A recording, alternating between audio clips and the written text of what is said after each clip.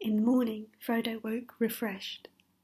He was lying in a bower made by a living tree with branches laced and drooping to the ground.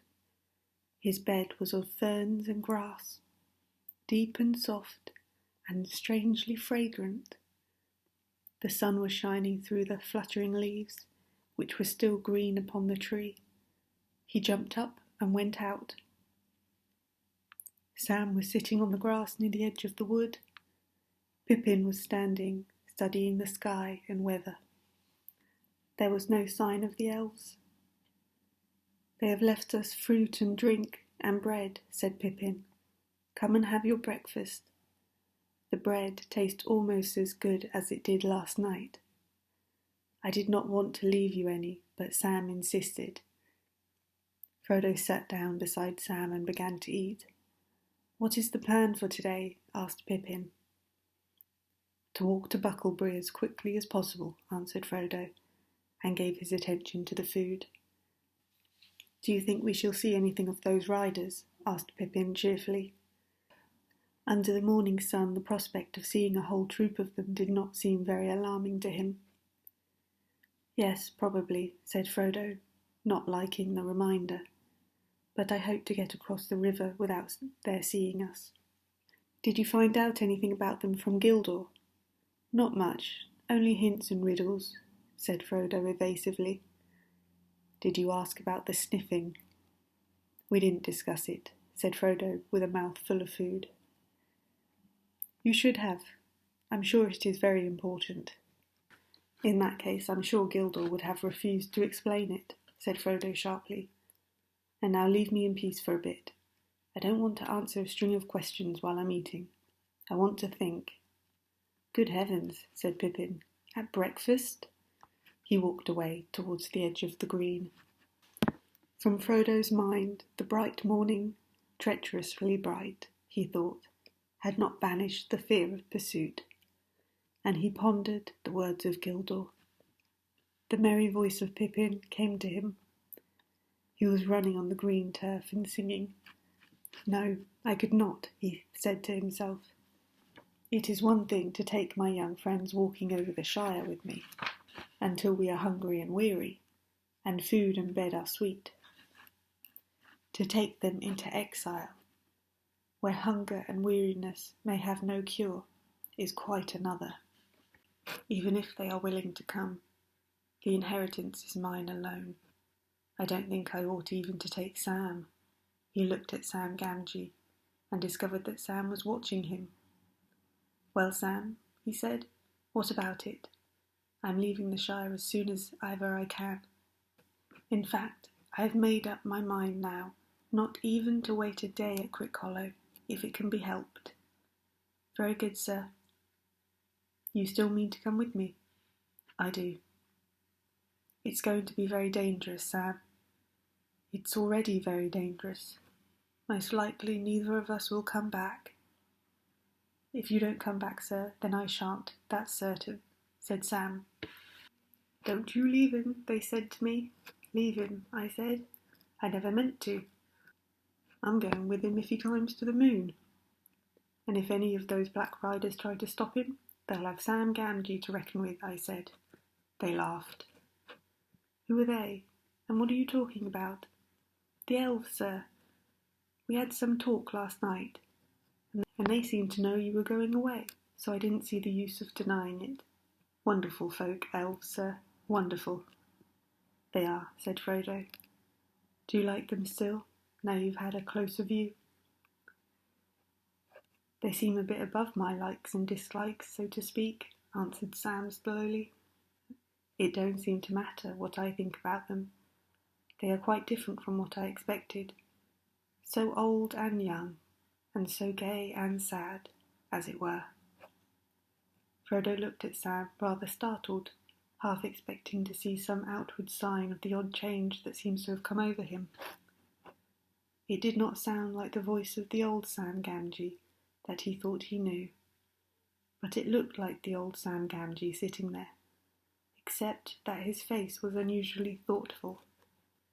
"Do you feel any need to leave the Shire now that your wish to see them has already come true?" he asked. Yes, sir.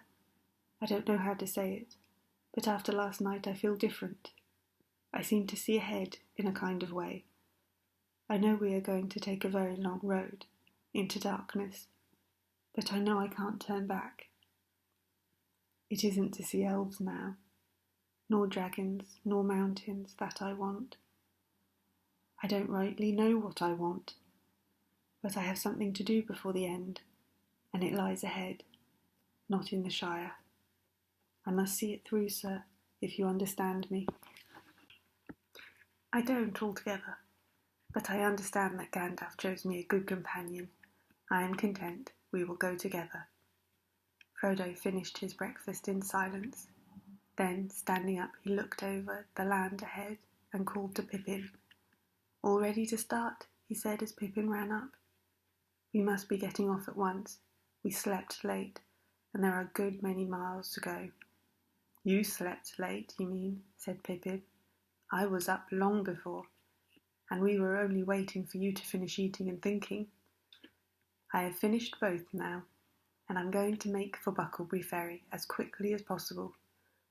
I'm not going out of the way, back to the road we left last night.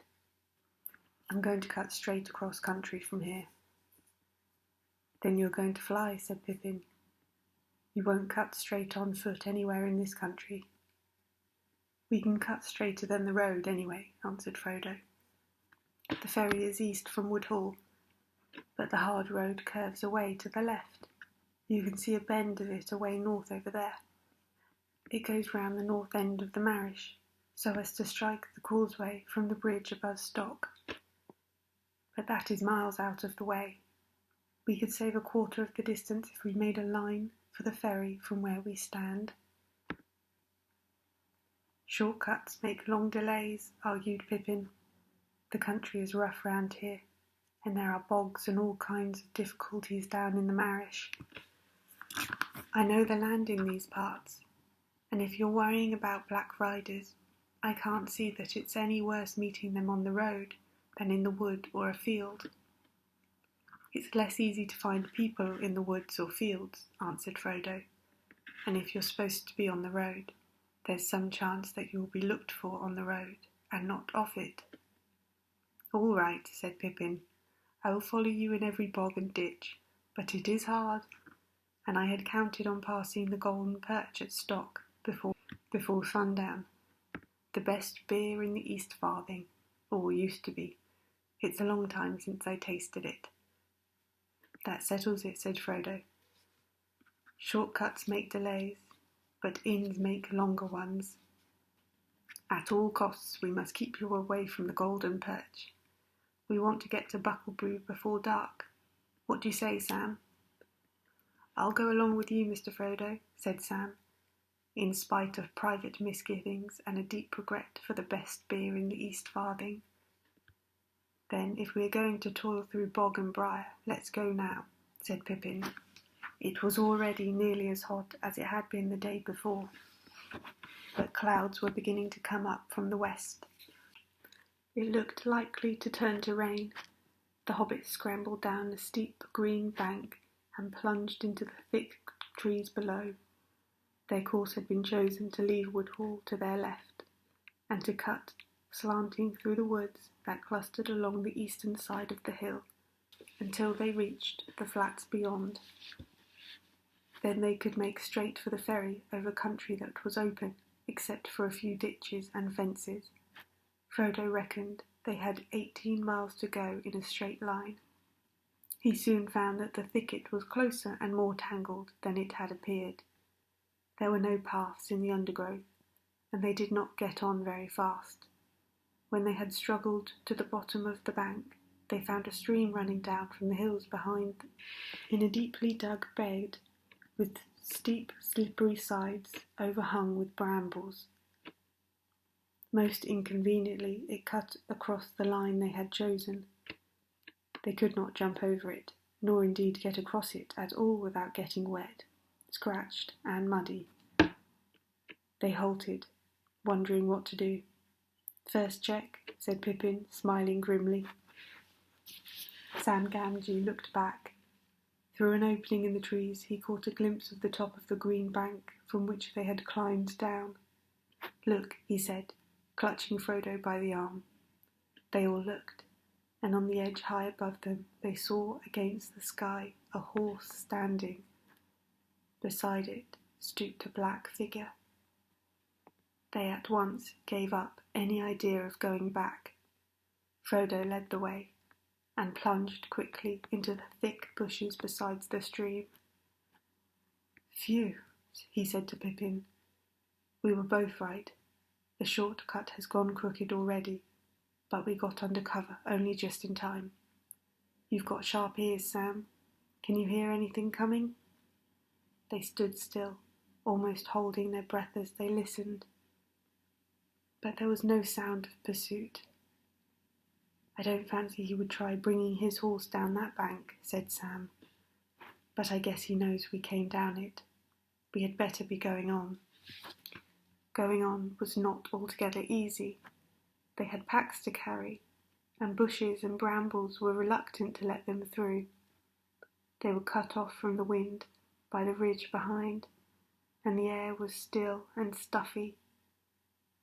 When they forced their way at last into more open ground, they were hot and tired and very scratched, and they were also no longer certain of the direction in which they were going.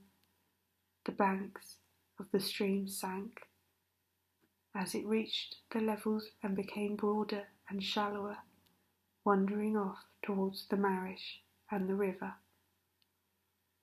"Why, this is the Stock Brook," said Pippin.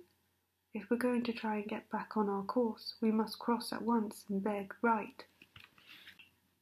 They waded the stream and hurried over a wide open space, rush-grown and treeless on the further side.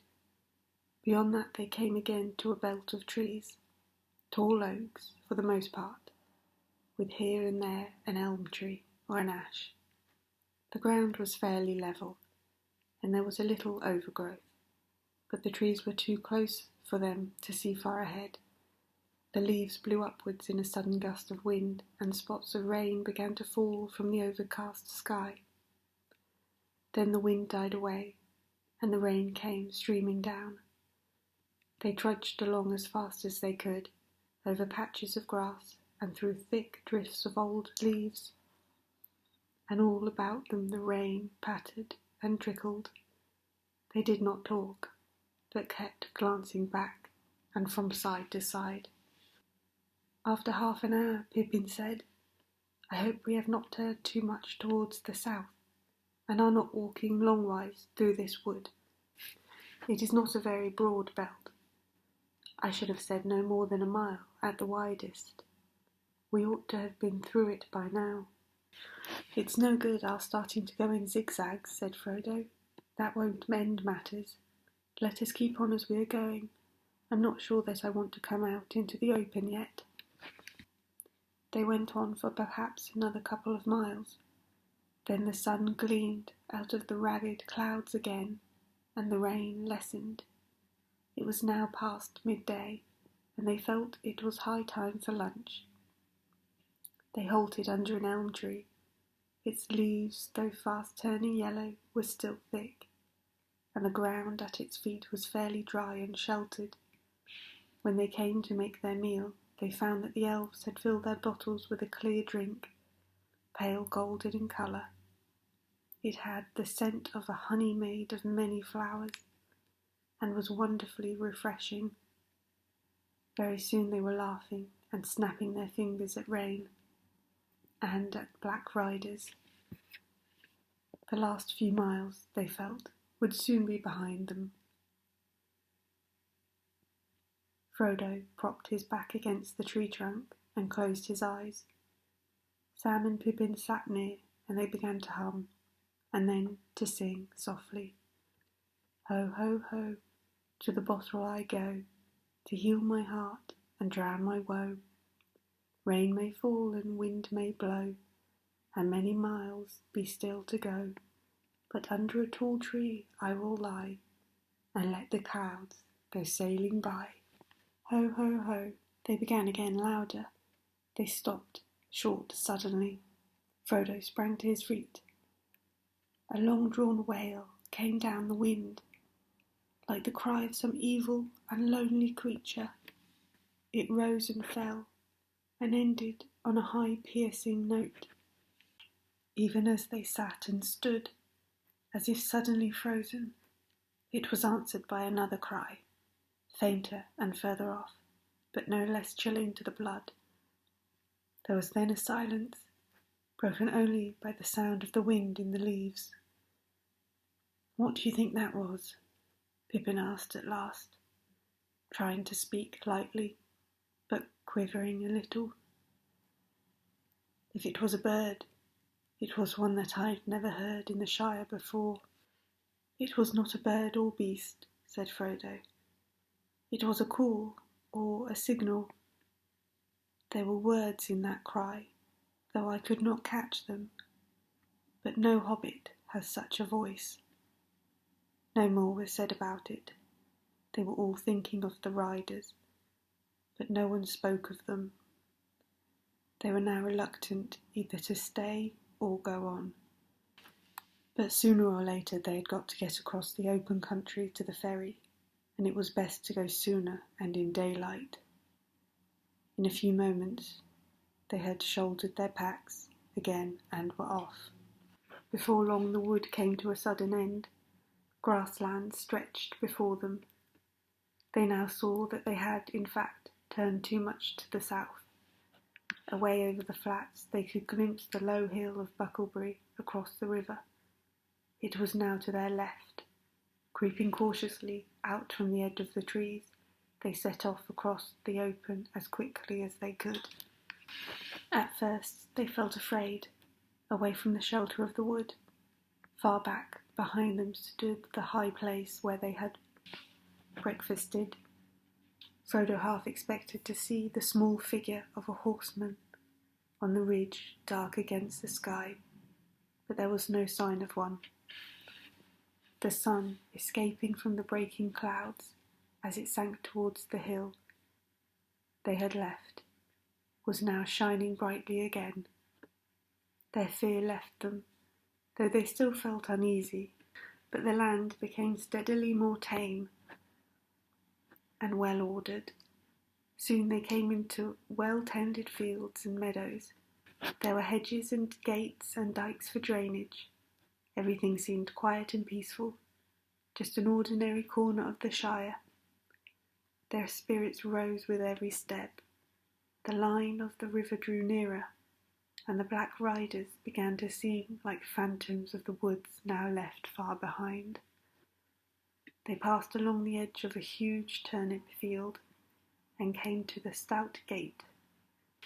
Beyond it, a rutted lane ran between low, well-laid hedges towards a distant clump of trees. Pippin stopped. "I know these fields and this gate," he said. "This is Bamfalong, old Farmer Maggot's land. That's his farm away there in the trees." "One trouble after another," said Frodo, looking nearly as much alarmed as if Pippin had declared the lane was a slot leading to a dragon's den. The others looked at him in surprise. "What's wrong with old Maggot?" asked Pippin. "He's a good friend to all the Brandybucks. Of course he's a terror to trespassers, and keeps ferocious dogs. But after all, folk down here are near the border, and have to be more on their guard." "I know," said Frodo, "but all the same," he added, with a shamefaced laugh, "I'm terrified of him and his dogs. I've avoided his farm for years and years. He caught me several times trespassing after mushrooms when I was a youngster at Brandy Hall. On the last occasion he beat me, and then took me and showed me to his dogs. 'See, lads,' he said, 'next time this young varmint sets foot on my land, you can eat him. Now see him off.' They chased me all the way to the ferry. I've never got over the fright, though I dare say the beasts knew their business and would not really have touched me." Pippin laughed. "Well, it's time you made it up, especially if you're coming back to live at Buckland. Old Maggot is really a stout fellow, if you leave his mushrooms alone." Let's get into the lane, and then we shan't be trespassing. If we meet him, I'll do the talking. He's a friend of Mary's, and I used to come here with him a good deal at one time." They went along the lane until they saw the thatched roofs of a large house and farm buildings peeping out amongst the trees, the maggots and the proudfoots of stock, and most of the inhabitants of the marish were house-dwellers, and his farm was stoutly built of brick and a high wall around it. There was a wide gate opening out of the wall into the lane. Suddenly, as they drew nearer, a terrific baying and barking broke out, and a loud voice was heard shouting, "Grip, Fang, Wolf, come on, lads." Frodo and Sam stopped dead, but Pippin walked on a few paces. The gate opened, and 3 huge dogs came pelting out into the lane and dashed towards the travellers, barking fiercely. They took no notice of Pippin, but Sam shrank against the wall, while 2 wolvish-looking dogs sniffed at him suspiciously and snarled if he moved.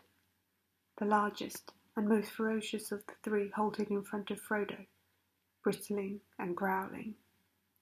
Through the gate there now appeared a broad, thick-set hobbit with a round, red face. "Hello, hello, and who may you be, and what may you be wanting?" he asked. "Good afternoon, Mr. Maggot," said Pippin. The farmer looked at him closely. "Well, if it isn't Master Pippin, Mr. Peregrine Took, I should say," he cried, and changed from a scowl into a grin. "It's a long time since I saw you round here. It's lucky for you that I know you.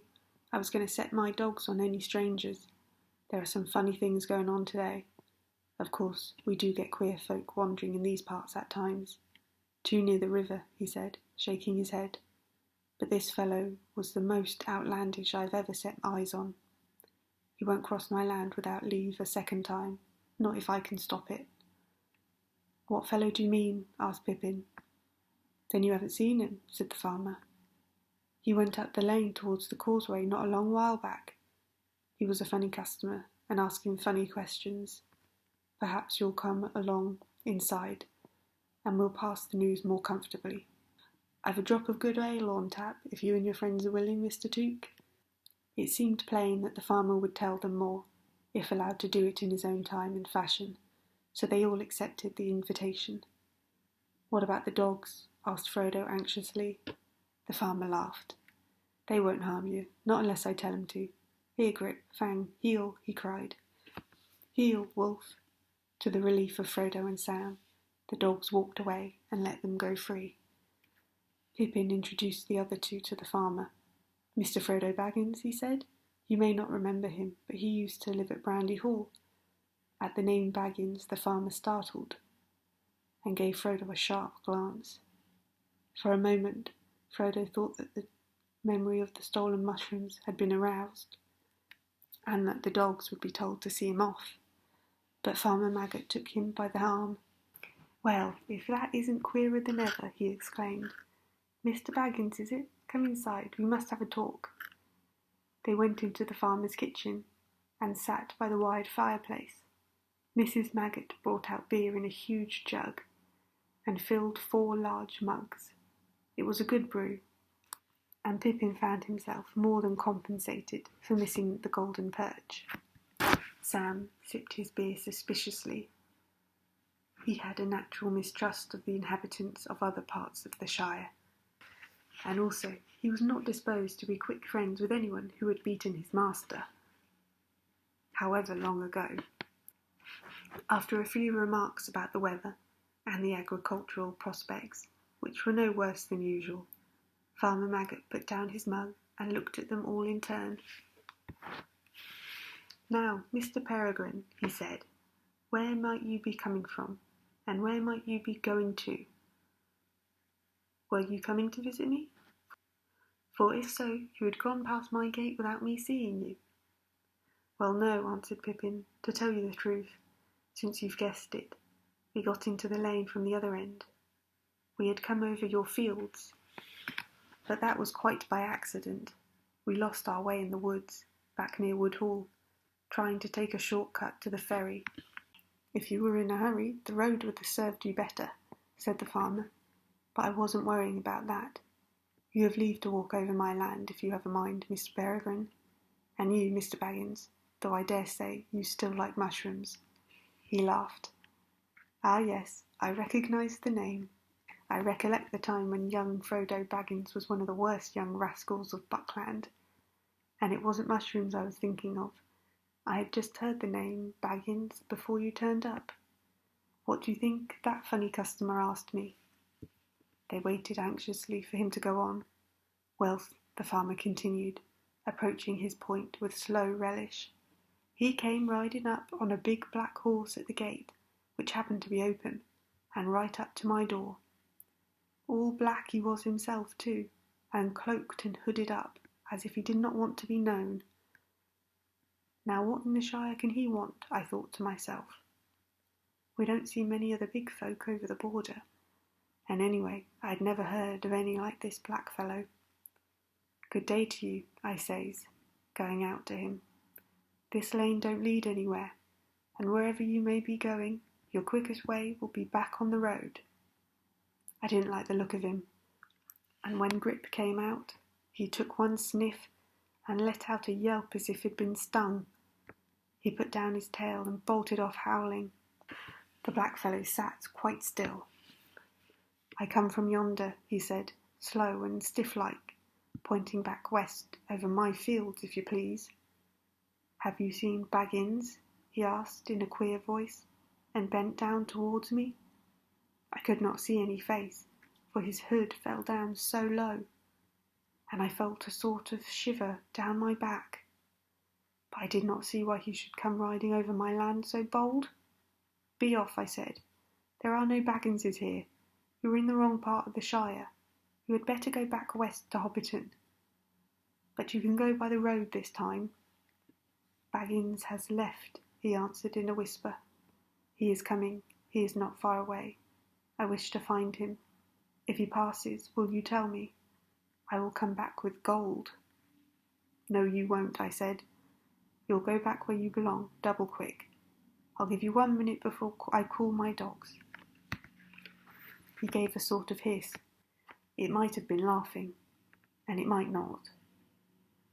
Then he spurred his great horse right at me, and I jumped out of the way only just in time, called my dogs, but he swung off, and rode through the gate and up the lane towards the causeway like a bolt of thunder.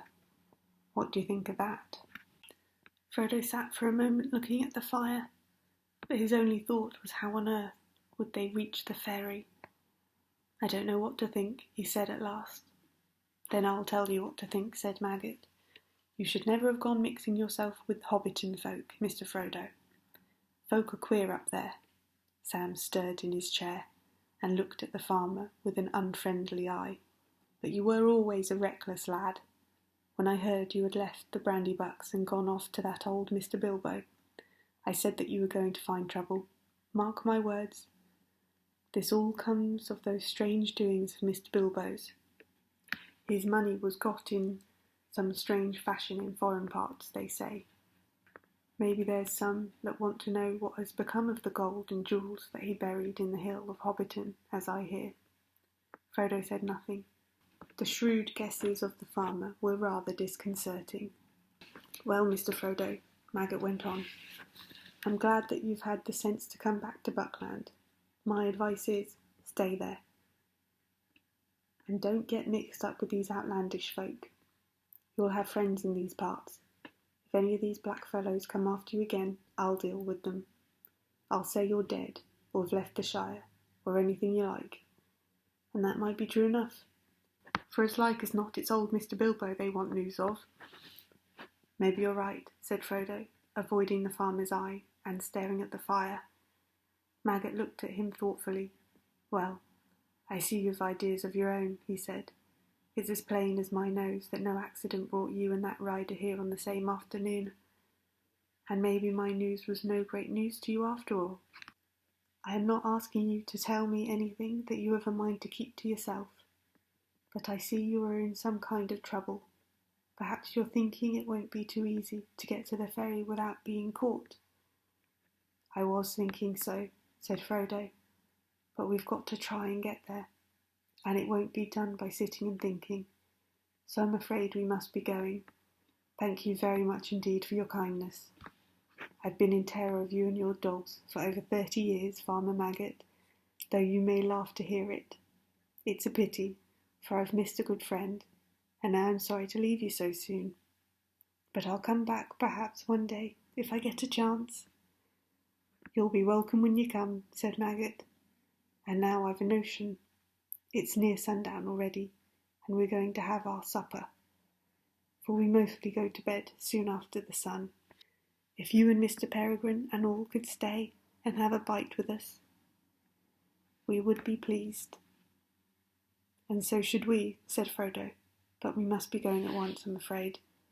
Even now it'll be dark before we can reach the ferry. Ah, but wait a minute. I was going to say, after a bit of supper, I'll get out a small wagon, and I'll drive you all to the ferry. That will save you a good step, and it might also save you trouble of another sort." Frodo now accepted the invitation gratefully, and to the relief of Pippin and Sam. The sun was already behind the western hills, and the light was failing. 2 of Maggot's sons and his 3 daughters came in, and a generous supper was laid on a large table. The kitchen was lit with candles, and the fire was mended. Mrs. Maggot bustled in and out. 1 or 2 other hobbits belonging to the farm household came in. In a short while 14 sat down to eat. There was beer in plenty, and a mighty dish of mushrooms and bacon, besides much other solid farmhouse fare. The dogs lay by the fire, and gnawed rinds and cracked bones. When they had finished, the farmer and his sons went out with a lantern and got the wagon ready. It was dark in the yard when the guests came out. They threw their packs on board and climbed in. The farmer sat in the driving seat and whipped up his 2 stout ponies. His wife stood in the light of the open door. "You be careful of yourself, Maggot," she called. "Don't go arguing with any foreigners, and come straight back." "I will," he said, and drove out of the gate. There was now no breath of wind stirring. The night was still and quiet, and a chill was in the air. They went out without lights and took it slowly. After a mile or 2, the lane came to an end, crossing a deep dike, and climbing a short slope up on the high-banked causeway. Maggot got down and took a good look either way, north and south, but nothing could be seen in darkness, and there was not a sound in the still air. Thin strands of river mist were hanging above the dikes and crawling over the fields. "It's going to be thick," said Maggot, "but I'll not light my lanterns till I turn for home. We'll hear anything on the road long before we meet it tonight." It was 5 miles or more from Maggot's lane to the ferry. The hobbits wrapped themselves up, but their ears were strained for any sound above the creaks of the wheels and the slow clop of the ponies' hoofs. The wagon seemed slower than a snail to Frodo. Besides him, Pippin was nodding towards sleep, but Sam was staring forward into the rising fog. They reached the entrance to the ferry lane at last. It was marked by 2 tall white posts that suddenly loomed on their right. Farmer Maggot drew in his ponies and the wagon creaked to a halt. They were just beginning to scramble out, when suddenly they heard what they had all been dreading: hoofs on the road ahead. The sound was coming towards them. Maggot jumped down and stood holding the ponies' heads and peering forward into the gloom. Clip-clop, clip-clop came the approaching rider. The fall of the hoofs sounded loud in the still, foggy air. "You'd better be hidden, Mr. Frodo," said Sam anxiously. "You get down in the wagon and cover up with blankets, and we'll send this rider to the right-abouts." He climbed out and went to the farmer's side. Black riders would have to ride over him to get near the wagon. Clop, clop, clop, clop. The rider was nearly on them. "Hello there," called the farmer. The advancing hoofs stopped short. They thought they could dimly guess a dark, cloaked shape in the mist, and a yard or two ahead. "Now then," said the farmer, throwing the reins to Sam and striding forward, "don't you come a step nearer. What do you want, and where are you going?" "I want Mr. Baggins. Have you seen him?" said a muffled voice. But the voice was the voice of Mary Brandybuck. A dark lantern was uncovered, and its light fell on the astonished face of the farmer. "Mr. Merry!" he cried. "Yes, of course. Who did you think it was?" said Mary, coming forward. As we came out of the mist and their fears subsided, he seemed suddenly to diminish to ordinary hobbit size. He was riding a pony, and a scarf was swathed around his neck and over his chin to keep the fog out.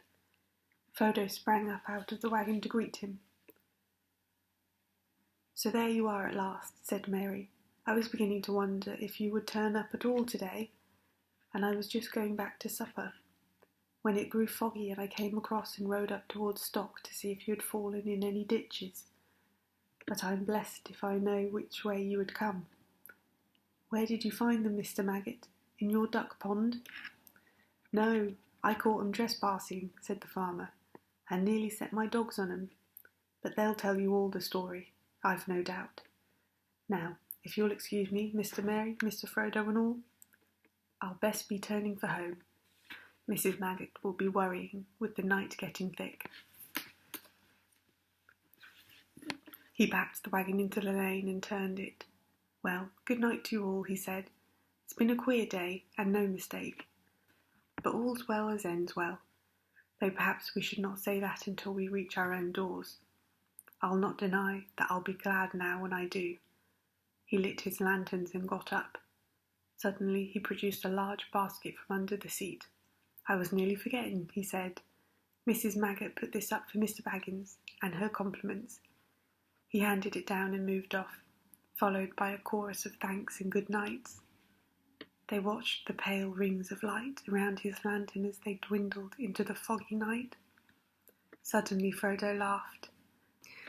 From the covered blanket he held, the scent of mushrooms was rising.